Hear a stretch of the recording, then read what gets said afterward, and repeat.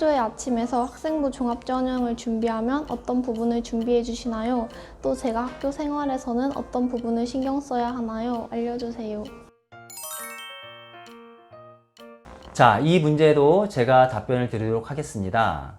학생부 종합은 제가 실기 담당이긴 하지만 학생부 종합까지 같이 다뤄요. 왜냐하면 저희가 이제 실기만 하는 게 아니라 아이들이 그 중에서도 학생부 종합을 하는 학생들이 있기 때문에 제가 같이 총괄해서 진행을 하고 있습니다. 일단 저희 학원의 수업이 어떻게 되는지 좀 먼저 말씀을 드릴게요. 아니다. 그 전에 학생부 종합이라는 게 어떤 과정으로 이루어지는지를 간략하게 말씀드리면 이런 거예요.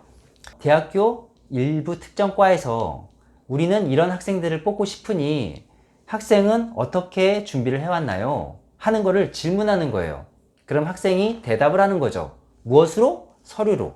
저는 이런 활동을 했고요. 이런 준비를 했습니다. 저는 이 과에, 이 학과에 들어올 자격이 있고 충분히 열심히 할 수 있는 학생입니다. 라고 답변을 하는 거예요. 그렇게 생각해 보시면 돼요.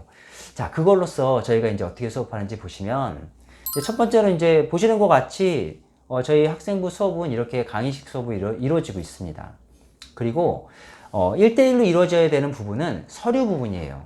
서류 부분이 가장 큰 영역을 차지하는 게 미술활동 보고서거든요.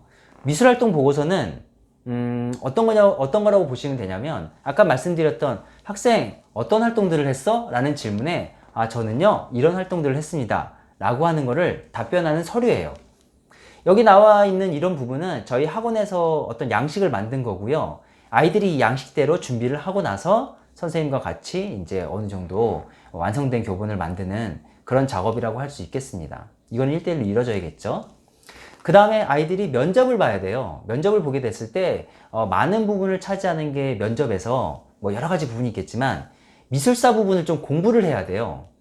이 공부하는 부분을 또 알아야 되기 때문에 미술사 전반에 걸쳐서 다 알아야 될 필요는 없지만 그래도 이제 뭐 19세기에서 20세기에서 21세기에 넘어오는 이런 근대까지의 이런 미술사에 대해서는 알 필요가 있기 때문에 이것에 대한 강의식 수업을 진행하고 있습니다. 자, 그 다음에 면접이 이제 실질적으로 말을 하는 거잖아요. 근데 요즘 학생들이 말을 잘 못해요. 그래서 이 말을 하는 부분을 어떻게 하면 좀 강화시킬 수 있을까 생각을 해보니 실제로 말을 해봐야 되겠더라고요. 그래서 보시는 바와 같이 실제로 말하는 수업을 좀 진행을 하고 있습니다. 실제로 이제 학생부 종합에서 이런 게 있어요. 대학교에서 뭐 봉사 점수는 몇 점이다, 교과는 몇 점이다, 아니면 출결은 몇 점이다 이런 게 나와 있질 않아요. 그냥 학교 전반의 활동을 어떻게 판단하겠다 정도로만 나와 있어요. 그렇기 때문에 참 애매하죠. 이제 저희가 이제 학교에서 발표한 거 보니까 이제 인성 부분에 뭐 15% 이렇게 나와 있어요.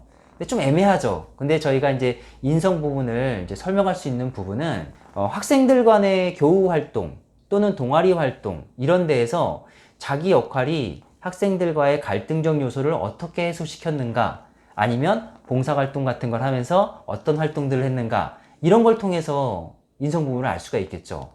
그래서 어느 특정한 데서 인성을 안다는 게 아니고 그 인성을 알 수 있는 부분을 찾아야 되는 부분이에요. 자, 그 다음에 학업 역량인데 학업 역량은 뭐 말할 게 없겠죠. 이거는 교과에 대해서 해당이 되는 거겠죠. 성적이죠, 한마디로. 이제 그런 부분이 있고요. 근데 이제 발전 가능성에 대한 부분들은 좀 다양한 부분이 있어요. 예를 들어서 이제 교과에 대해서 보면은 어떤 학생이 있어요. 이 학생이 1학년 때는 3등급이고 2학년 때는 2등급이고 3학년 때는 1등급이에요. 그러면 계속 올라가고 있잖아요. 그럼 발전 가능성이 교과에서는 굉장히 훌륭하죠. 그리고 다른 어떤 활동들에서도 이 발전 가능성들을 보일 수 있어요. 예를 들어서 내가 어떤 것들을 하고 싶어 하는 부분이 이렇게 많이 없었는데 어떤 계기로 또는 무엇을 인해서 그게 생겨나서 그거에 대해서 집중적으로 연구하는 과정들이 생겨난 거예요. 그렇게 되면 이 학생은 우리 과에 또는 어떤 특정 과에 발전 가능성이 충분히 보이구나 판단할 수 있겠죠. 자, 그 다음에 전공 역량인데 자, 이런 게 있습니다. 대부분은 이제 인문계 고등학교 학생들의 부모님들이거든요. 그래서 인문계 고등학교 부모님들은 대부분 다 비슷해요. 그러니까 학생들도 마찬가지죠. 뭐 동아리 활동, 그 다음에 뭐 봉사활동, 그 다음에 뭐 독서, 뭐 이런 것들이에요, 다. 뭐 딱히 특별한 게 없어요. 그래서 예고나 특성화고 아닌 이상에는 이게 참 뭐 말하기가 되게 어렵거든요. 그런데 그렇게 보시면 어렵지만 이렇게 보는 거예요. 먼저 자기가 갈 대학이든지 아니면 과를 정확하게 선정을 하는 거예요. 예를 들면 시각 디자인과를 저는 준비를 하겠다. 그 중에서도 광고 디자인을 준비하겠다.